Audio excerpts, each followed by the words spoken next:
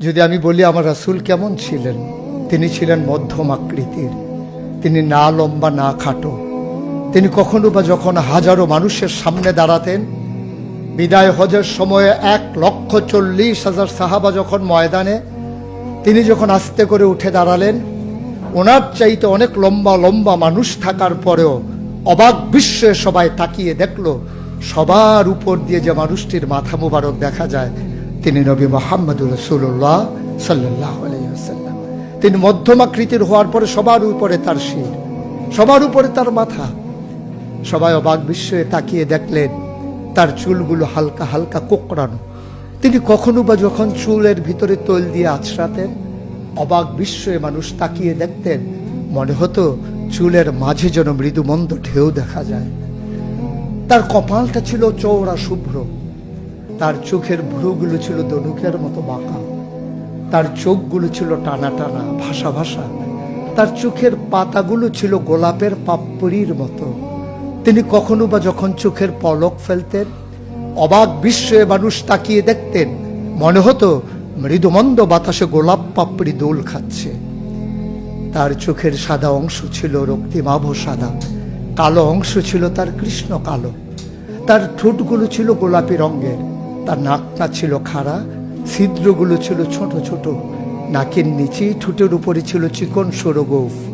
তিনি কখনো বা যখন মুচকি হাসতেন, তার গোলাপি রঙের ঠোঁট দুটো যখন একটু ফাঁক হয়ে যেত আর দাঁতগুলো যখন বের হয়ে যেত, মানুষ অবাক বিস্ময়ে খুঁজত কোথাও যেন বিজলি চমকিয়েছে।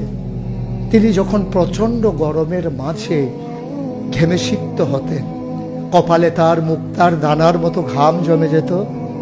তিনি যখন দৌড়ে দৌড়ে তার বিবিদের ঘরে যেতেন, আমাদের মায়েদের ঘরে, আল্লাহ রাসূল সাল্লাল্লাহু আলাইহি সাল্লাম ঘরে ঢোকার পরে মায়েরা দেখতেন কপালের মাঝে মুক্তার দানার মতো বিন্দু বিন্দু ঘাম জমে আছে।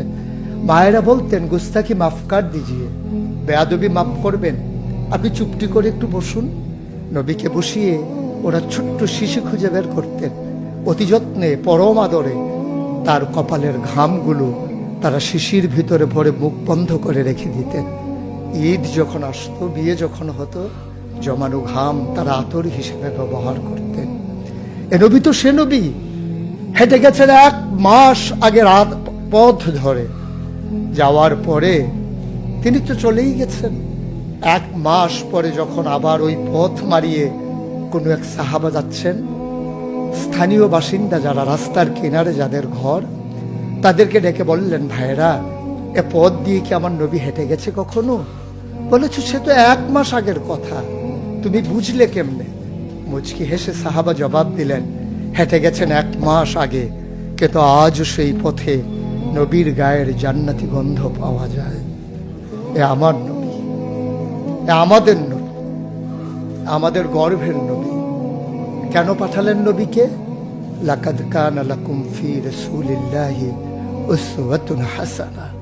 তিনি মডেল, তিনি আইডল, তিনি আইকন, তিনি অনুপম আদর্শ, তিনি আমাদের জন্য উসওয়াতুন হাসানাহ। তিনি পথ দেখিয়েছেন কেমন করে একটা ছেলে তার মায়ের কাছে ভালো সন্তান হতে পারে। তিনি আঙ্গুল দিয়ে দেখিয়ে দিয়েছেন কেমন করে কোনো এক স্ত্রীর কাছে ঈর্ষণীয় স্বামী হওয়া যায়। তিনি আচরণ করেছেন মা আয়েশার সাথে এমন যে আচরণ আজও যদি কোনো মেয়েরা করে, তাহলে তার স্বামী হবে তার কাছে সেরা স্বামী। শুধু সেই স্বামী তার স্ত্রীর সাথে সেই ব্যবহার করে। আল্লাহ রাসূল সাল্লাল্লাহু আলাইহি সাল্লাম আদরের নাতি হাসান হুসাইনের সাথে এমনই মধুর ব্যবহার করেছেন। কেউ যদি সেরা নানা হতে চায়, কেউ যদি সেরা দাদা হতে চায়, সেজন্য নবীজি যে আচরণ করেছে হাসান হুসাইনের সাথে, সেই আচরণ করেছে তার নাতনি নাতনির সাথে, তাহলে সে হয়ে যাবে সেরা নানা। কেউ যদি আদর্শ শিক্ষক হতে চান, কেউ যদি হতে চান উত্তম আদর্শের অনুসারী, তাইলে আল্লাহ রাসূল সাল্লাল্লাহু আলাইহি সাল্লামকে আল্লাহ নিজেই জানিয়ে দিলেন যে আমি তো আপনাকে দান করেছি ইন্নাকা লাআলা খুলুকিন আযীম, আপনি হচ্ছেন উত্তম থেকে উত্তমতর চরিত্রের অধিকারী। চরিত্র হচ্ছে 3 রকম, খুলুকুল হাসান, খুলুকুল করিম, খুলুকুল আযীম। খুলুকুল হাসান মানে হচ্ছে আপনাকে একজন গালি দিয়েছে, আপনি হুবহু সেই গালিটা দিয়েছেন। আপনাকে বলেছে তুমি বদ, আপনি বলেছেন আমি না, তুমি বদ। এটা হচ্ছে হাসান। আপনাকে বলেছে তুমি সাংঘাতিক খারাপ, আপনি চুপ মেরে হেঁটে চলে গেছেন মাথা নিচু করে, আপনি হচ্ছেন খুলুকুল কারিম। আর আপনাকে বলা হলো তুমি খুব খারাপ মানুষ, আপনি চুপ করে তো চলে গেলেনই, মসজিদে গিয়ে আপনি হাত উঠিয়ে দোয়া করছেন, মাওলা সে হয়তো বুঝেনি, সে যদি বুঝতো আমাকে হয়তো বলতো না, তার জন্য উল্টা আপনি দোয়া করে দেবেন। এটাকে বলে খুলুকুল আযীম, যেটা ইন্নাকা লা আলা খুলুকিন আযীম। আল্লাহ বলছেন, ও নবী, আমি হলাম সর্বোত্তম মর্যাদার অধিকারী, আর আপনি হচ্ছেন সর্বোত্তম চরিত্রের অধিকারী। সুতরাং যার কোনো তুলনা হয় না, তুলনা মেলা ভার, জুড়ি মেলা ভার।